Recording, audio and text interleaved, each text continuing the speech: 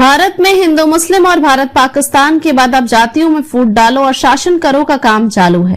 2025 के रथ दोष के दिन सैनिक गर्जना समाचार पत्र को भारत देश की जनता की सेवा करते हुए 9 वर्ष हो गए हैं। परम पूज्य संत श्री आशाराम जी बापू की कृपा और आशीर्वाद से हमारी टीम अब भारत को विश्वगुरु के पद पर आसीन करने के लिए हर दिन लगभग 18 घंटे काम करती है। भगवान श्री कृष्ण स्वयं 2016 से रथ दोष के दिन से हमारे रथ को धर्म की अच्छी तरह से स्थापना करने के लिए आगे बढ़ा रहे हैं। यह भगवान श्री कृष्ण का आशीर्वाद ही है, जिसके कारण आज भारत ही नहीं विश्व में हमारा अखबार स्थापित हुआ है।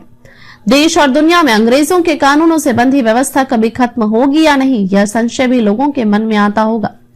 लुके छुपे तरीके से झूठ बोलकर अंग्रेजों की साजिशपूर्ण योजना वाली कानूनों से बंधी व्यवस्था चलाई जा रही है।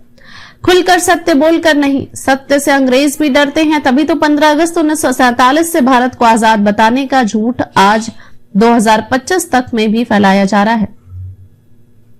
कोई भी इंसान हो, जब उसे पता चलेगा कि उसके साथ धोखा हो रहा है, तब वह धोखा देने वाले व्यक्ति को सबक सिखाने के बारे में सोचने लगता है और मौका मिलते ही उसे सबक भी सिखाता है। इसलिए अकेले भारत ही नहीं, पूरे विश्व की जनता को आश्वस्त हो जाना चाहिए। भारत सहित विश्व की आजादी और जनता के स्वस्थ सुखी सम्मानित जीवन के प्रेरणा स्रोत परम पूज्य संत श्री आशाराम जी बापू के अभियान में जुड़ने के लिए उत्तर प्रदेश के इटावा में यादव कथाकारों का मामला हिंदू धर्म में फूट डालो और शासन करो की नीति का उदाहरण है। हिंदू धर्म के शास्त्रों में लिखा है कि कथा करने के काम पंडित ही करेंगे तो उनकी ही करने देना चाहिए। यह तो अंग्रेजों ने भारतीय शास्त्रों के विपरीत पंडित जवाहरलाल नेहरू को प्रधानमंत्री बनाकर देश में क्षत्रिय वर्ण के लोगों का शासन में रहने की व्यवस्था बिगाड़ दी है। भारत में क्षत्रिय ही राजा बनकर शासन करते थे और लोग सुरक्षित और सुखी रहते थे। अंग्रेजों की व्यवस्था के कारण पूरे देश में कोई भी कुछ भी काम कर रहा है। बीच बीच में क्षत्रिय वर्ग के लोगों को सरेआम मारकर दहशत भी फैलाते हैं रहते हैं अंग्रेज और उनके एजेंट। करनी सेना के अध्यक्ष सुखदेव सिंह गोगामेड़ी को गोली मारकर हत्या कर दी गई। अभिनेता सुशांत सिंह राजपूत की हत्या कर दी। और भी देश के कई उदाहरण हैं जिनमें क्षत्रिय वर्ग के लोगों को मारकर दहशत फैला दी जाती है ताकि वे डरे रहें और इस अंग्रेजों की साजिशपूर्ण योजना वाली कानूनों से बंधी व्यवस्था को खत्म कर भारत के शास्त्रों में लिखे अनुसार क्षत्रिय धर्म के शासन की लड़ाई न लड़ने लगे। अंग्रेजों ने भारत के हिंदू धर्म के शास्त्रों के नियमों को बदनाम करने के लिए बहुत सारी किताबें और साहित्य मैकाले से लिखवाकर बदनाम किया। इसके बाद भारत में ईसाई धर्म के कानून बना दिए।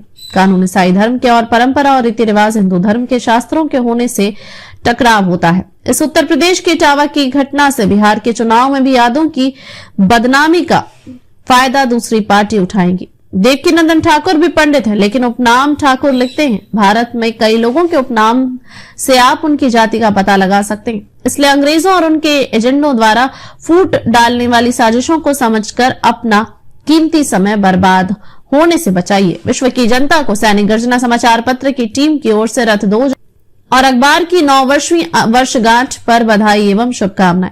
खबर को शेयर फॉरवर्ड कर पूरे विश्व में पहुंचाकर विश्व गुरु भारत में सहयोगी बनकर बिना वर्दी के सैनिकों की तरह आप भी अपना कर्तव्य निभाइए। देश और दुनिया की ताजा और विशेष खबरों के लिए देखते रहिए सैनिक गर्जना न्यूज चैनल। नमस्कार।